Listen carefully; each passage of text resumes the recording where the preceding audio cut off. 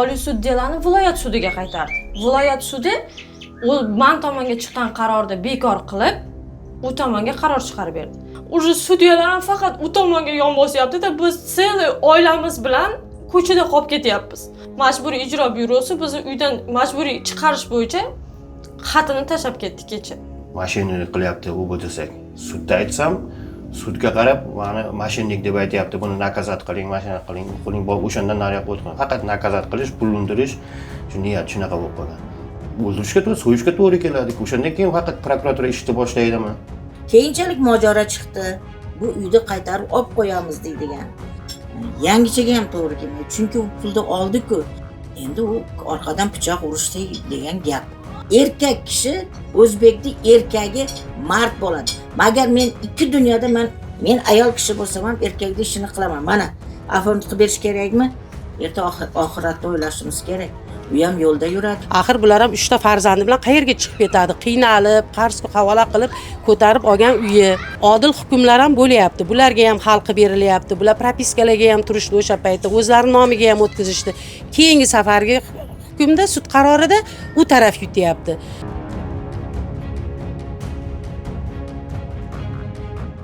Assalomu alaykum. Men Ohangaron shahar Orzu MFY 2-kichik tuman 15-uy 21-xonadonda уже как 21 yildan beri yashab kelaman oila a'zolarim bilan. Bu uyimiz hozirgi kunda yashab turgan uyimiz 2004-yil Mirjalov Ibrohim Ortiqboyevich ismli shaxsdan ikkita xolis guvoh ishtirokida 900 ming so'mga sotib olingan. 900 ming so'mga sotib olgan u uyi egasi dasrochna uyi sotadigan bo'lib 900 ming so'mga kelishilib, savdolashib, o'sha to'liq summa pulni olgan. Lekin bu pullarni olishiga qaramasdan uyi bizga rasmiylashtirib bermagan. Chunki uyda kommunal to'lovlardan qarzdorligi bo'lganligi sababli оформление qilib bermagan. Undan keyin ular ro'paramizdagi 2 xonali uyga ko'chib o'tdi. 2 xonali uyda 2019-yilgacha yashadi-da, unda urush janjal nizo bo'lmadi. Undan keyin ham ko'chib ketdi. Oradan 18 yil vaqt o'tgandan keyin u kishi uyni o'g'liga hadya qilib berdi. Ya'ni 2022-yil 22-noyabrda. Bu hadya 18 yil ichida sizlar gaplashmadinglar, o'tkazib berganimizga. Bu orada 18 yil orasida biz bordik. To'g'ri men bormaganman. Dadam O'rta Saroyda deganda O'rta Saroylargacha qidirib borgan оформление masalasida. No dadam topolmagan O'rta Saroydan. Xullas 18 yil ichida o'tkazib bermagansiz. Yo'q, o'tkazib bermagan. Keyin hadya qilganini ham bizga aytgani yo'q. Bizni ogohlantirmasdan turib mahalla raisi kelyapti-da, uyi o'g'liga hadya qilib beribdi. 3 oy qish o'tgandan keyin uyi bo'shatar ekansizlar deb mahalla raisi aytib ketgandan keyin men ichki ishlarga murojaat qildim. O'zimizni Ohangaron shahar ichki ishlariga murojaat qildim. Ichki ishlarga murojaat qilganimda ular meni arizamni sudga murojaat qil, seni ishing bizda emas deb sudga qaytardi. Keyin o'zimizni Ohangaron tumanlararo sudiga, fuqarolik sudiga murojaat yozdim egalikka belgilash bo'yicha. Keyin egalikka belgilash bo'yicha berdim. Meni arizam bilan birga nargi tomon majburiy tartibda uy-joydan ko'chirishga ariza bergan. Ikkalamizning masalamiz bitta anonda masala bo'lganligi uchun arizamiz birlashtirilib boshqa sudiyada ko'rildi. U sudya egalikni unga berdi. Uni arizasini qanoatlantirib, biznikini rad qildi. Keyin undan keyin men viloyat sudiga yozdim. Viloyat sudiga yozganimda, viloyat sudida bu yerda Ohangaronda sayyor sud bo'ldi. Sudyalar bu yoqqa kelishdi, qo'shnilarim ishtirokida hamma sayyor sud bo'lgandan keyin egalikni menga berdi. Bizga to'g'riroq. Egalikni olganimizdan keyin ular sudyalar ustidan yozib Oliy sudga chiqdi. Oliy sud delani viloyat sudiga qaytardi. Viloyat sudi man tomonga chiqqan qarorni bekor qilib, u tomonga qaror chiqarib berdi. Bu orada men viloyat prokuraturasiga, Ohangaron prokuraturasiga, ichki ishlar vaziriga, Po'lat Bobojonovga murojaat qilganman. O'sha ichki ishlar vaziriga murojaat qilganimda, bu yerda Ohangaronda o'sha uy egasiga nisbatan 84.1 moddani qo'llab, jinoyat alomati bo'lsa-da, jinoiy javobgarlikka tortish muddati o'tib ketgan deb ichki ishlar qaror chiqarib berdi. Lekin shuni sudga taqdim qilsam ham, sud umuman inobatga olmayapti. Shuncha yil to'lagan kvitantsiyalarim, naloklarim, hamma narsani dadamning nomidan to'lab kelganmiz. Urush janjal bo'lmagan, yo uydan chiqib ket degan narsa bo'lmagan. Sud o'sha kommunal to'lovlarni to'laganinglar shuncha yildan beri yashayotganingni inobatga olmadimi? Yo'q, inobatga olmayapti. Sud даже eshitmayapti ham bu narsani. naloglarni san ishlatgan bo'lsang deydi, kommunal to'lovlarga deydi, o'zing ishlatganing uchun, iste'mol qilganing uchun ishlatding deydi. Xo'p dedim, iste'mol qilganim uchun ishlatdim, lekin nalogni uyda egasi to'lash kerak-ku dedim. Shunaqa desam, sud inobatga olmadi. Oxirgi 5 yillik nalogdan spravka ham olib borib berdim, işte biz to'lab kelganimiz to'g'risida. Sud uni ham inobatga olmayapti. Sudyalar umuman eshitmayapti ham. Hozirgi kunda uyi egasi pulni ham olyapti-da, bizga olgan pulimizni indeksatsiyasi bilan qaytarmoqchi ham emas. Uydan chiqib ketasizlar, sizlarga bir so'm ham bermayman deyapti o'g'li. Endi hozirgi kunga kelib bizni hech kim eshitmayapti, bizni dardimizni, biz ko'chada qolib ketyapmiz. Murojaat qilmagan odamim, yordam so'ramagan odamim qolmadi. Uje sudyalar ham faqat u tomonga yon bosyapti-da, biz sel oilamiz bilan ko'chada qolib ketyapmiz. Bizni hech kim eshitmayapti. Hamma saytlarga, hamma anavlarga murojaat qilib ko'rdim. Даже prezident xalq qabulxonasigacha ham Toshkentga ham bordim. Oliy sud raisining qabuliga ham yozilib ko'rdim. No, hech qanaqa rezultati yo'q. Faqat ularga yon bosyapti-da, ular eshityapti, ularga yon bosyapti. Uy egasi откровенно aytayapti. Senga bir so'm ham bermayman, uyni bo'shatasan, chiq uydan. Mana endi bugungi kunga kelib 12-mayga Majburiy ijro byurosi bizni uydan majburiy chiqarish bo'yicha xatini tashlab ketdi kecha. Hozir endi biz ko'chada qolib ketyapmiz. Biz ham qayerdadir yashashimiz kerak-ku. Oilada otam ishlamaydi, onam ishlamaydi, singlim student Toshkentda o'qiydi. Men o'zim bitta yagona boquvchiman. Assalomu alaykum. Men Temirov Adamjon Malikovich, 73-yil. Shanvar tug'ilgan Ohangaron shahardan. 2004-yil uy qidirib kelganda, mana shu yerda qo'shnisi aytganda, endi tanish bo'lgani uchun shu qo'shnim uy sotyapti deb ayol kishi aytgan. Kelib shu uyga ko'rib gaplashib olganman hozir. 900 mingga kelishganmiz. 900 mingga kelib 900 ming pulni keyin 3-4 kun ichida pul yig'ib, bu yoqdan qarz qilib, boshqa qilib, olib kelib pul 900 ming naqd pul berganman. Keyin aytgan, oformiyat qilib bera olmayman, uyda qarzdorligi bor. O'sha paytda qarzdorligi bo'yicha bo'lsa, oformiyat qilib bermasdi-da. Keyin o'shalarning hammasini to'lab oformiyat qilib beraman. U insonni men o'zim taniganimni sotib olganman. Insonni taniyman. Qaynaqalarni, ayolini taniyman, o'zimiz Ohangaronlik ayol. Akalarni hammasini, ukalarini hammasini taniyman. O'sha taniganimda og'zaki shunday do'gur anaqa qilib o'zlari bizga bu uyni bo'shatib berib, uyni dokumentigacha bergan. O'shani kadastr dedim, nima deydi. Keyin o'zlari menga To'g'rayimdagi 2 xonali uyga ko'chib chiqqan. 4 yil davomida yashab, mana shunaqa oformiyat qilib beraman, u bu deb yurib, aldab yurib, keyin ko'chib ketib qoldi. Bu uyni ham sotib. Keyin bu yoqda kvartirani olib yashab berardi. Borib qidirib borgan paytlarim ham bo'ldi. Keyin oformiyat qilib beradi deb shu bilan keyin men ham mana qilib yuraverdim. Ishonib, 1-2 marta ko'rganda qilib beraman dedi. Tasvirgan uchun shubha bo'lmadi sizda. Yo'q, unda anaqa narsa endi romlik yo'q deb o'ylab, gapiga ishonib shunaqa qilib yurgandim. Keyin mana yillar o'tib, 22-yil bo'lsak, shunaqa o'g'liga anaqa beribdi deb damkomimizga aytdi. Shunaqa borib, mana qilgan shunaqa ayoli kelib shunaqa deb aytdi dedi. Uyda anaqa o'g'liga darsini qilib o'tkazib beryapti ekan deb 19 yil deganda, 18 yildan oshgandan keyin. Men 2004-yil yozda sotgan, yo'q sotmagan, yo'q shu iyul, avgust oylari edi-da. Keyin shu bilan remont qildim o'zim, remont qilib, homesni remont qilib keyin ko'chib chiqdim. Lepkalar yopishtirib, boshqa qilib.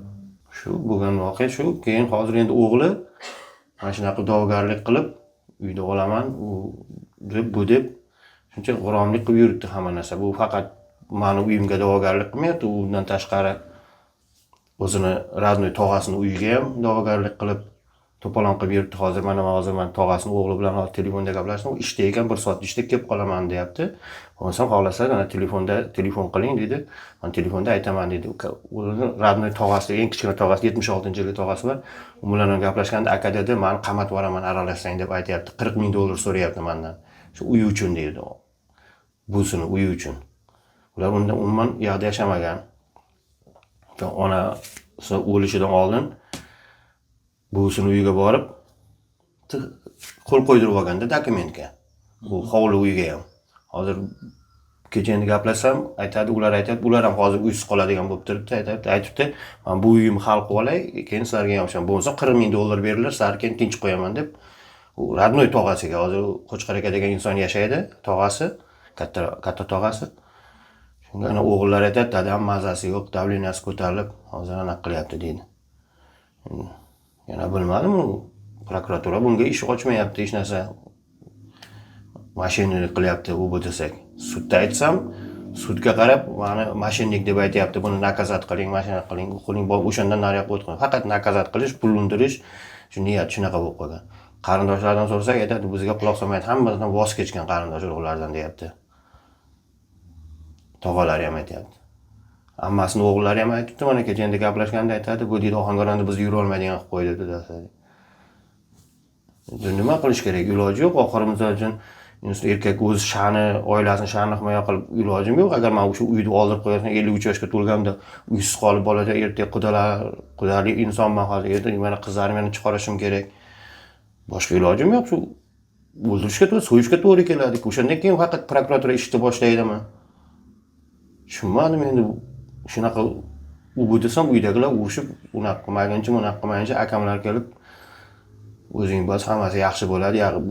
Bu ketishda, по-моему, yaxshi bo'lmayapti-da hech qanaqa tarafda. Sudga borsa, u yoqdan keldi, anaqadan. U suddan kelib, bu yerda sayyor sud o'tkazib ketdi. Sayyor sudda ko'rib, qo'shnilardan hamma savol-javob qilib, bo'ldi deb biz tomonga hal qilib berdi. Yo'q, sudyalar ustidan yana yozdi-da, yana ish boshqatdan пересмотр qilib, yana ular tomonga anaqa qilib qo'ydi. Shu bo'lgan gap shu, hammasi. Keyin hozir hujjatlar bilan tanishish jarayonida bitta joyi ko'zim tushdi. Ikkinchi tomon og'zaki kelishuv 1 million so'm bo'lganda. Yo'q, unaqa narsa. O'shanda 800 ming so'mini bergan, siz aytayotdiki 800 ming so'mini bergan, qolgan 200 ming so'm pul qolib ketgan. O'shaning uchun men o'tkazib bermaganman, nomiga degan. Demagan. Ko'rsatma bergan ekan. 800 ming berganda, deyapti. Yana 50 ming keyin sirasi qaytarib olgan ekanmish men. O'zi pulga muhtoj bo'lib turgan odam 900 mingga uyni sotyapti. 3 xonali uyni sotib, 2 xonali uyga ko'chib chiqyapti. Mendan 900 ming pulni naqd olib turib, aytishi bo'yicha, hozirgi endi aytishi bo'yicha 800 ming berganda, yana menga men aytgan ekanmiz, 800 ming turib, aka mana uyli bo'lib qoldim, siz pulli bo'ldingiz, 50 mingini berib turing. Menga shu bergan joyimda sirasi qaytarib olgan ekanmiz men. O'rtoqlarimga uyni yuvib beraman deb, pulga muhtoj bo'lib o'tirgan uyini sotayotgan odam 50 ming o'sha paytda katta pul, 6 ming 7 ming oylik olganman men. Ana Aylin degan turistik firma kompaniyada ishlardim, konditerskida. Qanaqasiga u mantiqqa to'g'ri kelmaydigan narsada, uyga pulga muhtoj bo'lib turgan odam uyini sotar ekanda 50 ming qaytarib berib yuborar ekanmiz. Hozir bo'lsa bular 1 million deb turib, shunday anaqa hisob-kitob qilyaptiki, uyni как бы 4dan 1 bo'lagini bermaganman-da endi pulini. Yuqori turgan organ xodimlaridan bitta iltimosim shu ediki, menga amaliy yordam berishlaringizni so'rardim. Bormagan, qilmagan, kirmagan eshigim qolmadi, bilmadim shu. Amaliy yordam berishlarini so'ramay iltimos qilib qolardim. Assalomu alaykum, hurmatli do'stlar. Men Toshkent viloyati Ohangaron shahar 2-kichik tuman 15-uy 13-xonadonda yashaydigan Abdurafiqova Muborak Umurqulovaman. Tug'ilgan yilim 60-yil 29-oktyabr. Men mana shu 2-mikrorayon 15-domga 82-yil ko'chib kelganman. 82-yildan beri shu yerda turaman. Turmush o'rtog'im bitta qizim bilan. Qizimni uzatib yuborganman. Turmush o'rtog'im shu mahalla raisi bo'lib ishlaydi 13 yildan beri. Haqiqatan Malikov, Azam, Malika va Dildoralar haqiqatan menga pashta 20 yildan beri qo'shni bo'lib turadi. O'sha sotib olgan insonlar ham men bilan 5-6 yil qo'shni bo'lgan. Ularni ham qanaqa ekanligini, bularni ham qanaqa ekanligini juda yaxshi bilaman. 2004-yil yanglishmasam, shu uyni sotib olibdi degan. Otasini ham, onasini ham shu Qaraqtay territoriyasida turaman. Ungut qishlog'ida taniyman. Uni otasini ham, onasini ham taniyman. Malik akani ham taniyman. Rahmatli, mamlakatga rahmatlini ham taniyman. Yaxshi insonlar, yaxshi insonni farzandlari. Men birov yomon demayman. Haqiqatan 2004-yil bular keldi. Shu yerga bizga qo'shni bo'ldi. Unda ikkita qizi bor edi. Bitta qizi bor edi. Katta qizi bor edi. Undan keyin ikkinchi qizi tug'ildi. Undan keyin Sobo degan qizi tug'ildi. Shu yerda yashadi. Keyin eshitishimizga qaraganda o'sha oti nima edi, bolani oti? ikkita o'g'lim bilan haqiqatan shu yerga O'rta Saroydan ko'chib kelgan. Endi nechinchi yil ular ko'chib kelganini bilmayman men. Keyin qanchaga sotyapti, qanchaga endi qo'ni-qo'shnilar qiziqadi-ku. Qanchaga sotyapti, qanchaga sotyapti dedi. 900 ming so'mga shu uyni 900 ming so'm dedim. Xullas kalam shunday summaga sotyapti deb dedi. Eshitdim endi. Unisini men lekin boshida ko'rgan emasman, qo'limga ushlagan emasman. Ular pul berganini ham xabarim yo'q. Haqiqatan keyinchalik u bir 5-6 yildan keyin bilsam u afont qilinmagan ekan. Keyin men shu Dildordan so'radim. Dildor nega afont qilolmagansizlar dedim. Biriga bularda o'sha kommunalkadan qarzi bor ekan. O'sha paytda ukangiz afont qilib olaylik degan paytda ular endi to'xtab turgan. Haqiqatan kommunalkadan qarzim bor. Haqiqatan chunki men mana shu yerda uyda starosta edim. Menga shu qog'ozlari kelardi, aytardi, palonchi kvartiraning egasi qarz, pistonchi kvartiraning egasi qarzdirdi. Haqiqatda men aytardim. Chunki Dildoraga men aytardim, Dildor, shuncha qarzlaring bormi? Biripa bizniki emas, bu eski qarz. Haqiqatdan qarzi ko'p edi. Keyin bilsam, keyin men shuncha hosil bo'ldiki menda haqiqatdan bu o'sha kommunal naqasdan bo'lgandan keyin hech qanaqa spravka yig'a olmaydi-ku. Yig'a olmagandan keyin u afont ham qilib bera olmaydi uyda. Keyin bular kutgan. Chunki hammamiz musulmonmiz. Xudoga shukr. Ishonganligi uchun bu afont qilib yurgan. Men necha marta aytdim, afont qilolaring, Ibrohim afont qilib beraman deyapti, ana dedi mana. Lekin haqiqatda mana bu katta qizi haqiqatan o'sha qarzlarini to'ladi keyin. To'ladingmi dedim, ham biriga hamma qarzlarini to'ladim dedi. Keyinchalik mojaro chiqdi. Bu uyni qaytarib olib qo'yamiz deydigan. Sayyor sud bo'ldi, 5-6 marta sud bo'ldi. Keyin Azamga men aytdim. Azam sen borginda ayt, haqiqatan Ibrohimdan qarz bo'lsa, sen sotib olgansan, pulni olgansan, nega aytmaysan deganda bu uyni sotib qarzi bo'lgan ekan. Qayerdandir bir joydan foizga pul olgan. U o'sha olgan 900 ming pulni o'sha mashinasini qo'yib qarz olgan bo'lgan ekan. O'shani o'rniga to'laganda keyin yonimizda men 3-etajimda bir o'ris kampir bo'lardi, yolg'iz o'zi turardi. Xotini o'sha kampirga qarab, u uyni ham oldi. U Azamlarga uyni sotgandan keyin 21-kvartira yo'q. 21-kvartirani sotgandan keyin kampir o'ldi. Kampirda uyiga keyin bular ko'chib o'tdi. Uni keyin eshitganman. Haqiqatan to'g'ri, sotgan. Endi biz hammamiz musulmonmiz. Hammamizda ozgina bo'lsa ham diyonat, insof. Masalan, men ham o'zim 40 yil maktabda o'qituvchi bo'lib ishlaganman. Shundan 15 yil maktabda direktor bo'lib ishlaganman. Hamma biladi. Masalan, odamlardan ozgina bilmadim, lekin eskichaga ham to'g'ri kelmaydi. Yangichaga ham to'g'ri kelmaydi. Chunki u pulni oldi-ku. Endi qarang, o'sha pulni berayotgan payt o'g'li 9 yashar bola bo'lgan. Qarang endi. Endi 9 yashar bola katta bo'lib voyaga yetgandan keyin bunga davernis berar ekanda o'zi qochib yurar ekan. Yo'q. Odamlarda ozgina bo'lsa ham vijdon, insof bo'lish kerak-ku. O'shani kelib turib, o'shani aytish kerak. Azam bo'ldi, men mana shu anaqani men mayli, men uyimni mana shuncha ber, men afont qilib berayin senga.